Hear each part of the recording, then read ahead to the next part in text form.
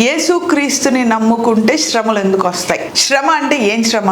చాలా రకాల శ్రమలు ఉన్నాయి. ఆరోగ్యం బాగలేకపోతే శరీర సంబంధమైన శ్రమ, మనస్సు బాగలేకపోతే మానసిక శ్రమ, కుటుంబంలో పరిస్థితులు బాగలేకపోతే కుటుంబ శ్రమ, ఆర్థిక పరిస్థితులు బాగలేకపోతే ఆర్థిక శ్రమలు, తర్వాత ఉద్యోగంలో పరిస్థితులు బాగలేకపోతే కెరియర్ శ్రమలు, తర్వాత మన చదువులో పరిస్థితులు ముందుకు వెళ్ళకపోతే మన ఫ్యూచర్ కి సంబంధించిన శ్రమలు, ఇంటి పక్క వారితో శ్రమ, ఇంట్లో వారితో శ్రమ, రోడ్డు మీద నడుస్తుంటే శ్రమ, వాతావరణ సంబంధమైన శ్రమ, బాగా కరువు వచ్చినప్పుడు శ్రమ, బాగా వరదలు వచ్చినప్పుడు శ్రమ. ఇలాగా భూమి మీద ఉన్నంత వరకు కొన్ని శ్రమలు అనేవి ఇన్ఎవిటబుల్ అంటే ఏంటో తెలుసా మీకు? మనం అవాయిడ్ చేయలేము. ఇంకా వాళ్ళ ఉంటాయి ఆ శ్రమలు, అలాగా కొన్ని మనల్ని వెంటాడుతూ ఉంటాయి. సో కాబట్టి మనుషులకు శ్రమలు ఎక్కడి నుంచి వస్తాయి అంటే, ఒక మాటలో చెప్పాలంటే మొత్తము శ్రమల మధ్యలో మనం ఆవరించబడి ఉన్నాం. అరిగేటి. సో మన చుట్టూ ఒక శ్రమల వలయము అనేది మనకుంది. ఆ శ్రమల వలయముని ఆవరించి మనం ఉన్నాం. అది ఏదైనా కూడా ఎప్పుడైనా కూడా మనల్ని అటాక్ చేయడానికి చాలా రెడీగా ఉంటది. అందుకే వాక్యం ఏముంటదంటే, ఎవరిని మింగుదామా అని గర్జించు సింహము లాగా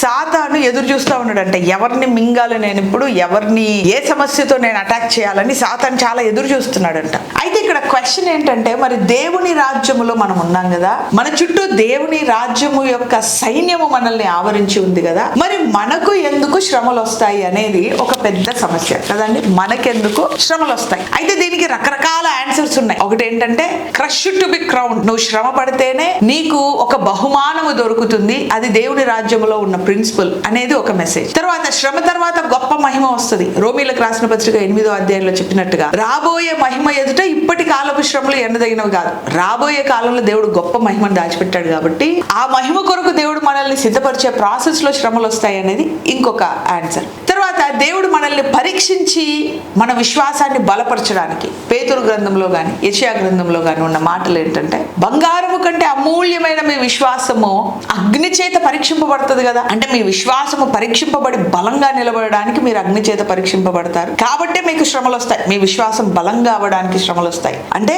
మహిమపరచడానికి శ్రమల గుండా తీసుకెళ్తాడు, తర్వాత ఒక విశ్వాసాన్ని బలపరచడానికి శ్రమల గుండా తీసుకెళ్తాడు. క్రష్ టు బి క్రౌన్, మనల్ని ఒక క్రౌన్ ఇచ్చి ఘనపరచడానికి కూడా దేవుడు శ్రమల గుండా తీసుకెళ్తాడు.